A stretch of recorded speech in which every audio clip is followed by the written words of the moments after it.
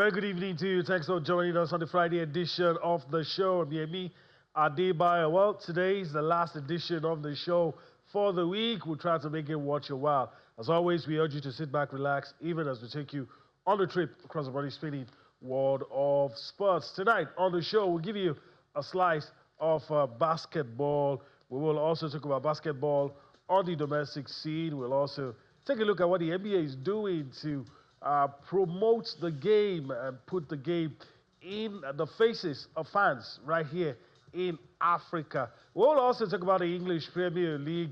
Of course, there is the North London Derby ahead of us over the weekend. We'll talk about what's going to go down. We'll also take a look at what the managers are saying. We will not also forget the Nigeria Premier Football League. So it's looking up to be a fantastic time tonight on the show. And so as we go into it, it's a two-man show. As you already know, a colleague also the corner fan is suited and ready. And here we go on this ride. Greetings to you, Yemi, and of course our viewers joining us from all over the world. It's always an action-packed sort of sports. Yes, the Premier League will be back this weekend, and what a way to return with a bang, the North London Derby. We're looking forward to that one. And of course, every other thing that will come out of the Premier League, but we're not forgetting what's going on with football in Nigeria. We've not qualified for the World Cup, and somebody, somewhere, somehow, persons should be held accountable, responsible, and we will continue to call out the leadership of the Nigeria Football Federation. Like, look, you have to come out and say something. You can't just keep quiet, right after this shambolic World Cup qualifying, experience. Come out and say something. Let us learn from our mistakes. Let us know if you guys are, competent enough to, steer the leadership of football in Nigeria, because it holds so much to us as a people, as a country. And so we are not going to play with it. There's also an industry in there untapped. So we're still calling on the Nigeria Football Federation leadership. We need to hear from you. You cannot keep quiet. No way. Come out, say something. Let's know that you have learned from this and we're not going to go through the same experience again. It's good to know that we're talking about the development of basketball in Nigeria and how we can, impact globally also. That's a good one, Yemi. I cannot wait for us to get into the conversation. Thank God it's Friday. Let's go. Yeah, I cannot wait as well. Let's start with basketball on the show. Tonight, Kita Matungulu joins us on the show. He is the NBA Africa Basketball Operations Director. Kita, thanks for joining us on the show tonight. Thank you so much. Good evening to you and your listeners. All right, let's just dive straight into it. It's a new season, early days yet. What surprises should the fans, especially in this part of the world, be looking forward to? And what are the new things that we might get to see in the NBA this season? Absolutely. It's early in the season, but you get to see some surprises. Of course, when you look into the logs, you can see the likes of Detroit leading in the East, and we see OKC still leading in the West, so, West is kind of stable a little bit, but the East provided us with some element of surprises. Very exciting, as you know it, every year for the last 5 years, we've had a different champion. So it's very exciting to see. All right, let me throw this in as well, before my colleague Austin throws in a few questions as well. Almost every season, there's a new innovation, and of course, it's encouraging fan involvement. The NBA has introduced the NBA app, NBA TV. The question is, how are these platforms enhancing the way the fans see the game and the experience of basketball globally? Because it's a global game. It's not just within the United States anymore. How are these things shaping up the way the fans enjoy the game? Totally. I'm in agreement with you. We are seeing a lot of innovation in that front. It's a new generations. Every year you got to stay abreast. of the change, and the improvement. We are very proud to see what we see.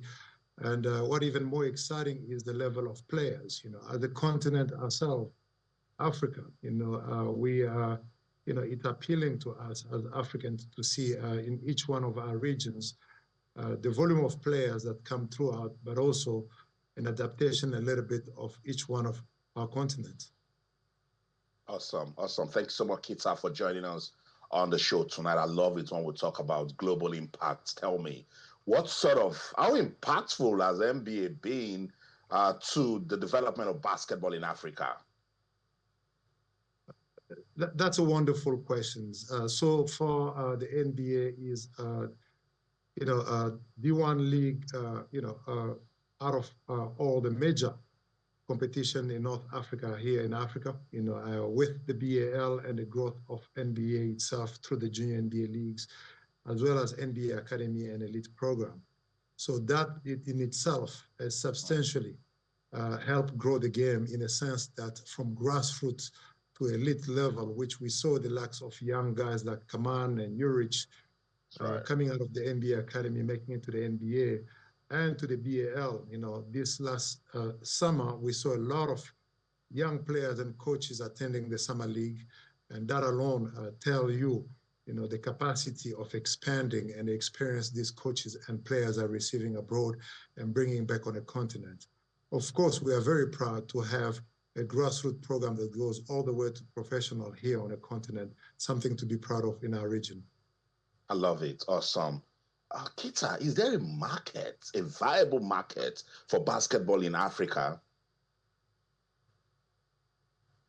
Great questions. We continue to see the growth of basketball. We know that basketball is the second largest sport on the continent, and the more it's turned into professional and more young people emerging and making it to the NBA or college, it tells us that we have the human capital on this continent.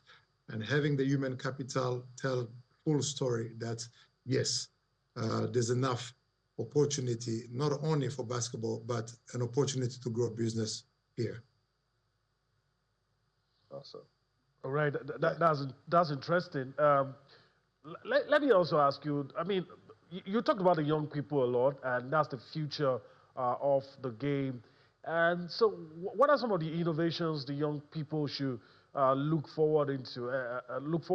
You talk about the progress that we've made, seeing players from this continent making it down to the NBA, and the NBA has, caught the world by storm.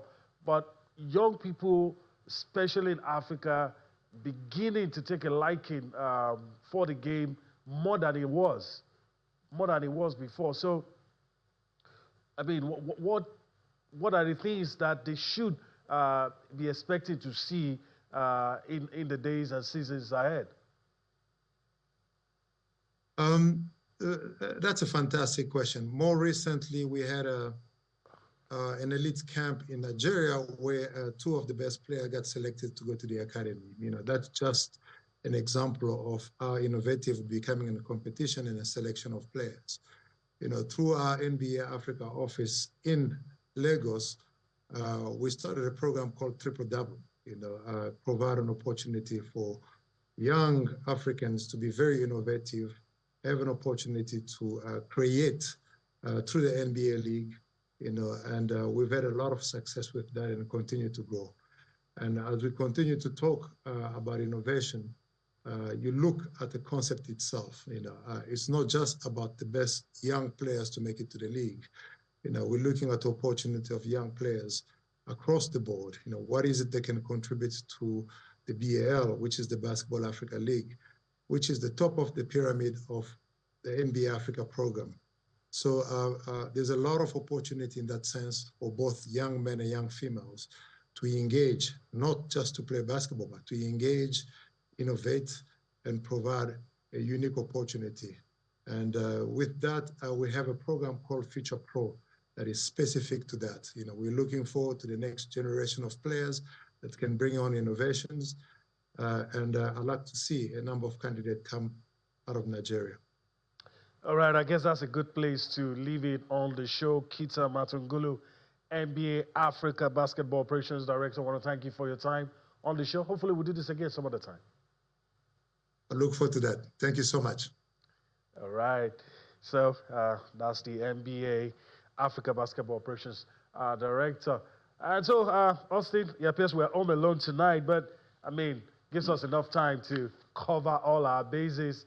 At least it's encouraging to see the NBA spread its net and, I mean, cater for development goals, cater for even those who might not turn out to be professional basketballers. I mean, it's a whole dragnet, and I really like the things that I'm hearing. I love it. Yeah, I love it. I mean, that's what it is. Global impact. That's why we mustn't play with the league system or structure that we have, back home in Nigeria. I always say that, look, that is where development lives. That's where planning lives. And you see how excited Kita was to talk about the young talent and the programs that they have in place for them. Look at how excited he was to talk about the market, because that's what gives you hope that, look, we're doing something and you can see it. That's why when we do not have the basketball league the way it should be, and we talk about it, people don't understand that, look, that's the future. That's where you can go back and you reason where you've been coming from. That's why when we look at the Nigeria Premier Football League also, we're saying, what are we doing with it, Because for the likes of Shego Degbami and the guys from the 70s and 80s, they didn't know anything about foreign football. They played their football back home and it was good enough to make them competitive and even go on to win the AFCON, So, I mean, everything lives right there. That's why, I'm excited for Africa that the NBA, a well-structured organization, one that is big on developmental policies and programs, really is partnering with Africa. And, I mean, trust me, they're going to come to you only when you're serious. So, Nigeria, wake up. All right. That's the message. Nigeria, wake up. And talking about waking up, of course, let's talk about the NBA Final Four. And, of course, we have these results of Game 1 right here on your screen. Lagos Legends defeated Nigeria Customs 93-71 in Game 1. And Rivers Upas, of course, is happening right there in their backyard, defeating Boko City Chiefs 66 points to 61. Those are the results from match day 1 of the NBBF Final Four holding in Port Harcourt. I mean, also your thoughts. We already know what's going to happen here. And of course, River State has promised that, look, you're going to see the best of basketball. I'm very sure they will not disappoint. For me, with the Final Four, I said it when we were talking about it from the Final 8 stage. I'm not going after the results. I'm going after the lessons that we can get from it. I'm going after the progress. I'm going after players' welfare. I'm going after administration, because easily you can come and say, oh, Lagos Islanders did this, Rivers Hoopers did what they did, and all of that. It's the Final Four. We're going to look for a winner. But I mean, it's the league, the sort of league that we want. If you want to talk about, the sort of things Kita just mentioned, can we plug in our system into that sort of conversation? No, we won't, So the only thing that is in it for the players and the coaches is that they have an opportunity to come express their talent. But this even does more harm because you're not going the distance. You're not completing the program. You're just coming out to just throw the ball around, That's why I want the Nigeria Basketball Federation leadership to sit down, take away any sort of self-ambition, greed, pride, destroy it, and just rebuild, do things for the love of the game, do things for the future, that we will live to remember and say, it was when Mr. A decided to, put everything aside and just do this for the passion, for the love of the game, and for the integrity of the country. That's what it is for me. I mean, look, there'll definitely be a winner from the Final Four. We'll talk about it. But who's going to talk about this angle that I just brought? Because this is the only opportunity that they have in this competition now for us to remind them that, hey, you think you're doing something? You aren't doing anything. Start afresh and start doing the right things. I mean, that's it. Yeah, that's the message. Start doing the right thing. All right.